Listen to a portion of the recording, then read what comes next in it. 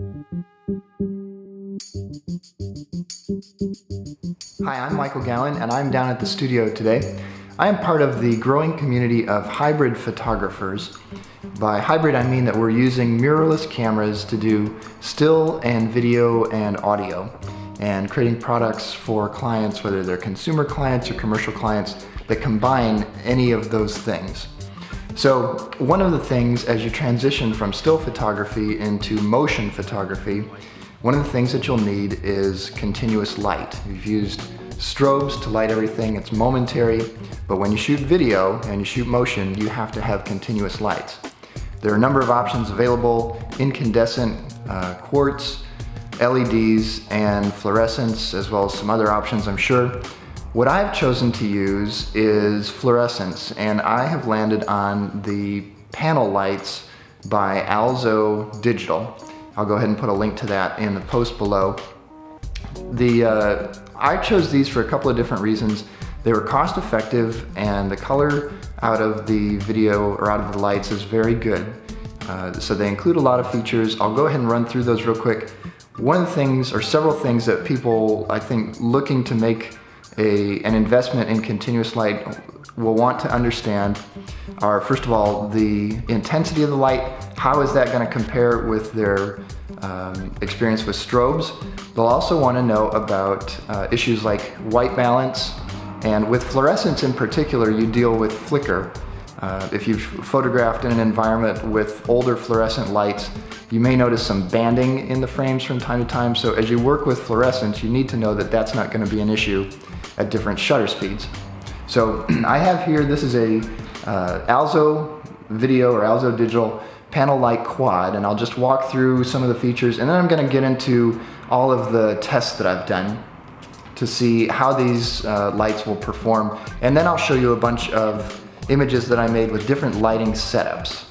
So this is the Pan-L-Lite Quad. It's made of aluminum. It's a nice quality of construction.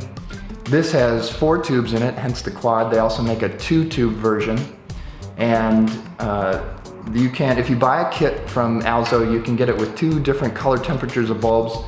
This has the daylight 5600K bulbs. They also ship, or you can purchase separately, 3200K bulbs for more of a tungsten balance.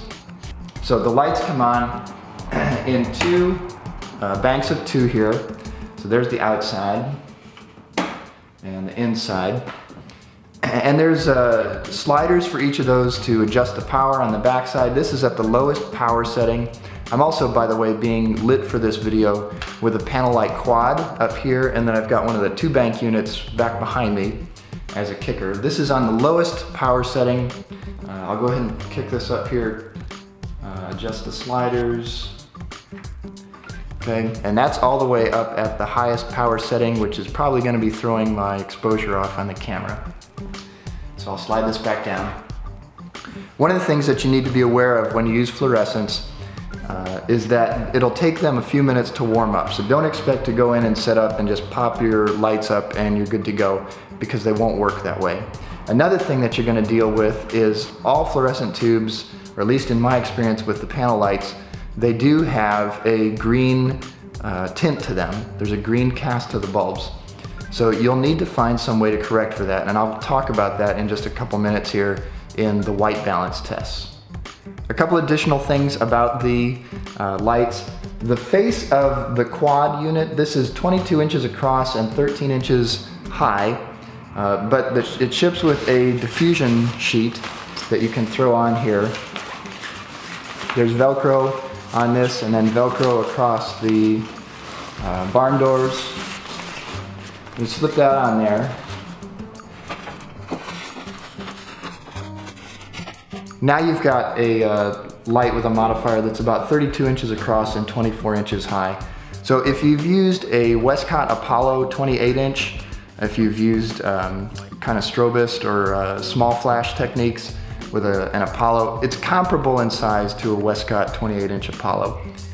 And it gives off a nice quality of light, and again, we'll take a look at some samples on how all that pans out. The other thing that these ship with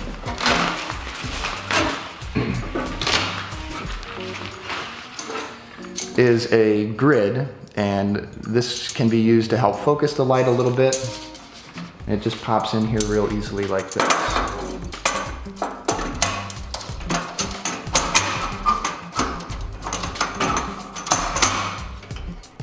Okay, and that'll help focus your light. So there are, on the ALZO site, they've got a list of all the features. I'm not gonna run through that. Again, I'll give you a link, but I'll show you some of the tests here that I've done and maybe help you make a choice about whether these might be the right kind of lights for you if you are also a hybrid photographer. The first test I did was to check the intensity of the lights, or if you will, the depth of field. How far will these guys go? How powerful are they? I used a Pan-L-Lite Quad with no diffusion on it, and used a light meter, a Sekonic L358, set at ISO 200. And I set the shutter speed to 1/160th of a second. If you've got a good camera with decent image stabilization, that's probably a good shutter speed to hand hold at. So I just went along the wall here and tried to see how far would this go at those settings. So at 3 feet away from the light, I'm at f4, 5 feet f2.8, 8 feet at f2, and 12 feet we're out to f1.4.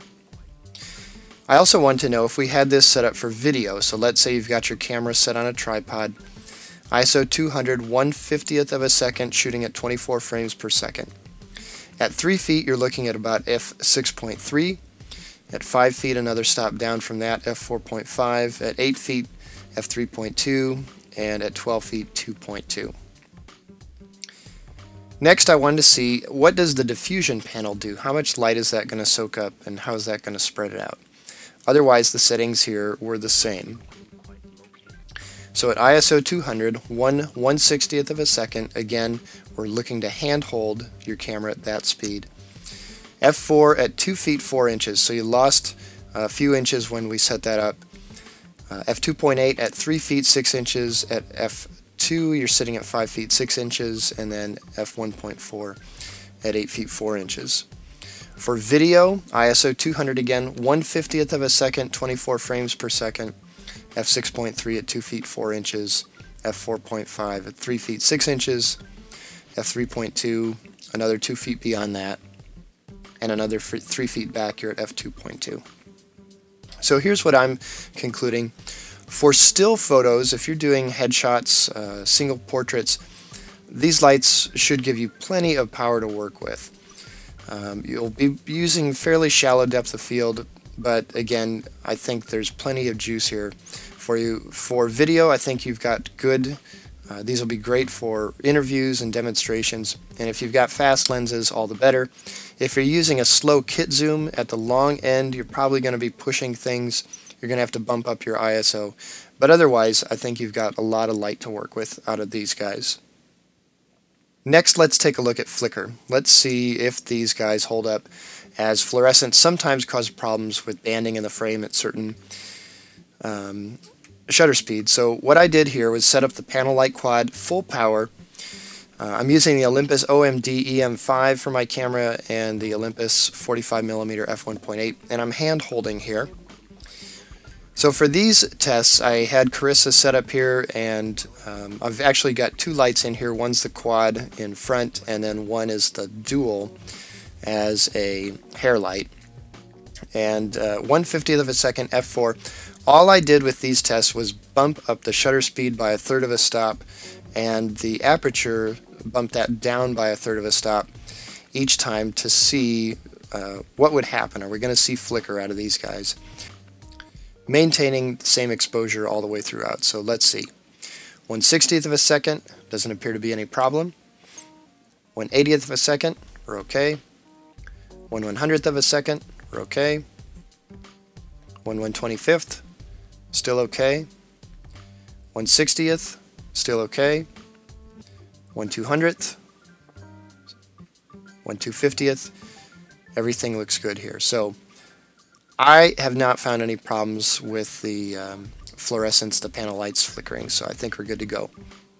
Next, we want to try white balance. So I did two series of tests here. One, I'm assuming we've got a controlled environment, for example, your studio, where you're only going to use the panel lights. and you're not going to have light from other sources interfering here. So the camera I used was the GH3. I used the Olympus 45mm again. I've got a Pan-L-Lite Quad with the 5600K bulbs. There's no corrective filters on the quad for these guys. So it's a 5600K bulb, which typically is about daylight. However, if you set your camera's white balance to daylight, you'll see you're going to deal with a green tint. What about auto white balance? Well, actually the auto white balance doesn't look too bad. The one issue you'll have with auto white balance is that it's going to change with every exposure that you take. So if you're okay with that, fine, but understand that the auto setting is probably going to vary from frame to frame. Another thing that you can do, and that I did here, was used a camera custom white balance. I photographed a color checker passport using the GH3's custom white balance feature. You just take a picture of that gray panel on there and set your white balance that way, and that looks pretty good. And then I also did the color checker passport by taking a photograph in RAW and then taking that into Lightroom and using the white balance eyedropper to go ahead and click on that gray patch and see how that came out. So comparing those two, let me go back one slide here. The camera custom white balance looks like that. There's a little bit of magenta to it. The color checker passport is a little more neutral. Either one of those I think would be acceptable.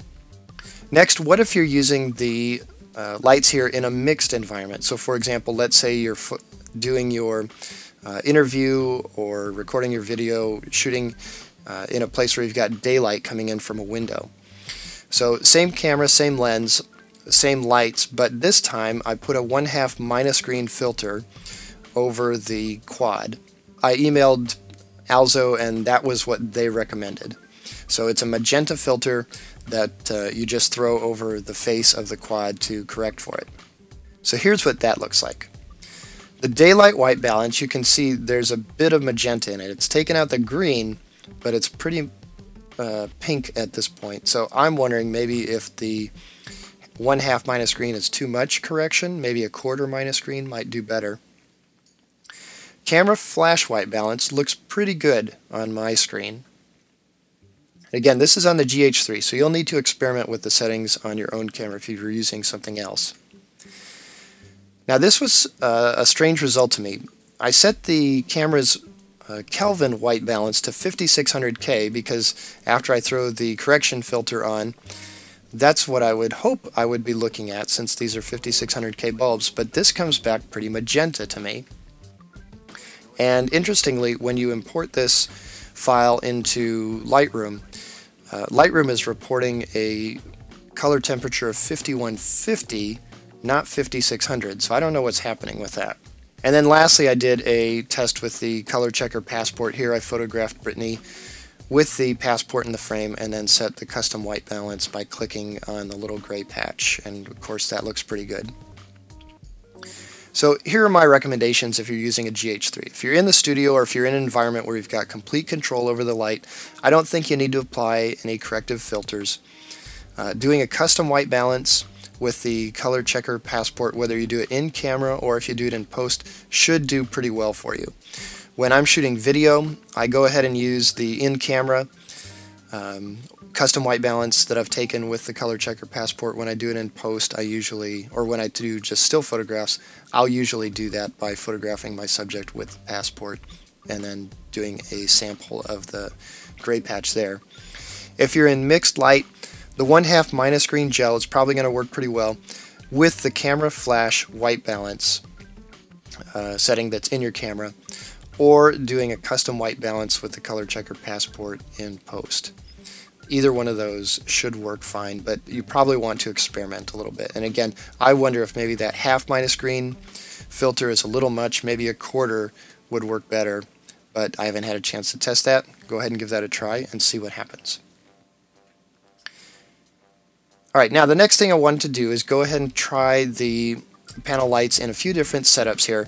Most of these I took with the GH3, a couple I used with the Olympus OMD EM5, and I used the 45mm f1.8 lens by Olympus, which by the way is fantastic. I love that as a portrait lens if you haven't had a chance to use that.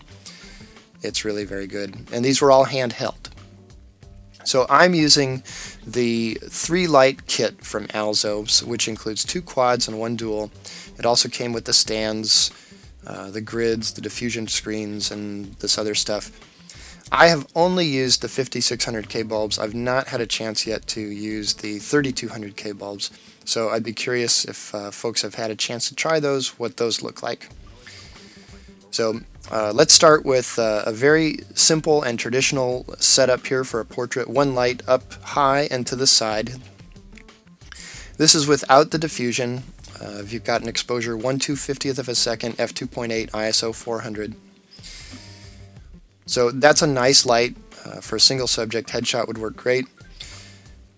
We also did a test here with the diffusion on it, and if you notice, there's just a slightly softer shadow at the edge of Emma's nose on this. Very comparable exposure, 1/250th, f2.2, so I lost about 2/3 of a stop there with the diffusion on there. Here's a shot of Brittany also in that same kind of lighting setup. This is from a different session that I did 1/100th of a second at lower ISO. And this was taken with the Olympus OMD EM5, a great camera for still photos. That in-body image stabilization on the Olympus is fantastic. Here's a photo of Nolan, also from the same session, 1/100th of a second, ISO 200 with the EM5. So 1 light is great for portraits, headshots. I also want to use the Pan-L-Lite in directly above the subject in more of a butterfly portrait, or with the reflector underneath, kind of a clamshell technique, and see how that looked. So here's Emma in that setting. Very nice light. Here's Emma again. We threw the reflector underneath. You can see the catch light at the bottom of her eyes there. Again, very nice light there. And Brittany with that in the butterfly pattern. Next I did a 2-light. We'll look at a couple of 2-light setups. One of the nice things about the 3-light kit is that it ships with a pin that will let you put 2 of the panels on one stand, which is what you can see over there. And when you do that, you get about a 4-foot wide by 2.5 foot light source, which is very nice. And then I had the dual Pan-L-Lite at the back for a hair light or kicker. So here's a portrait of Maura that I took with that setup, and you can see the focal length was 72 millimeters. I'm using the Lumix 35-100 lens for that one. Here's a portrait of Liam, same thing, 57 millimeters, that same Lumix lens. The next setup we did was the 2 quads up in front, and this actually for a single portrait, this is a really nice beauty light, and this, I got some of my favorite images using this. So here's Emma with this lighting setup, and one of the nice things about the Pan-L-Lites, the quads, is that you can set up either the outside 2 bulbs or the inside 2 bulbs, and here I'm using just the outside 2 bulbs, and they create a really neat catch light in the eyes. Here I'm using just the inside 2 bulbs for this, and I've also added some strobes on that white paper background. Now, one of the things that you'll notice, those strobes are not color corrected, and the Pan-L-Lites are not color corrected. I've got my white balance set for the Pan-L-Lites, so notice at the edges of Emma's hair here and back along her shoulder, there's a little bit of a magenta cast. That's because we're corrected for the Pan-L-Lites. We're over-correcting for the green tint, so the more neutrally balanced strobes kicking off of that paper are giving us that little magenta tint. So possibly you could add a 1/2 plus green filter on the background lights to get rid of that magenta cast. I haven't had a chance to test that yet, but we'll give that a try and we'll see what that does. Of course, if you convert your image to black and white, it's not a problem at all. So here's Brittany in that same kind of light, and again, I really like the way that looks. Next we did a 3-light setup with a quad overhead and then 2 lights on the side. So here's Emma in that setting, very nice. Here we put the reflector underneath, and I just changed the processing here for a little bit harder look, comparable to what you see on the Fast Company magazine covers from time to time. So very nice look. I used a similar setup here for a fashion shoot this fall, and this was the 3 lights, 1 overhead and 2 off to the side and just behind. Here's another image from that same setup. Alright, and then lastly, we used this setup here with the dual overhead and the quads on the side, and then for a few frames the reflector underneath. If you've seen Peter Hurley's headshot work, this is very comparable light to what he is using. So here's Emma with that light, and I did do some retouching on this. The background lights are on, so you do see a little bit of that magenta cast. No reflector underneath, but very interesting and neat. Even light on the face, and the neat little catch lights in the eyes there too are fun. So here's the same setup but with the reflector underneath. Background lights are off. Here's Brittany in that same setup. And then Emma, once again, I believe we've got the reflector underneath and we did a black and white conversion. So really nice, interesting light out of that. So my recommendations after having used the lights here, they are great portrait lights if you're doing single subject. You can also use them for small groups, demonstration videos. I've used them in the studio a lot for that. The 3 light kit that you can get from ALZO is very versatile and affordable. So for $1,800 you get the lights and the stands and the cases. Very usable kit. So I don't think these are at a place where you can replace your strobes, but I think they make a good complement if you've got a set of strobes already. You'll get nice continuous light out of those, and they do a great job both for still and video. So lastly, let me just leave you with some video samples here. These are a few things that I've done in the studio this fall from different things, and hopefully those will give you a sense for how the lights can be used in motion settings.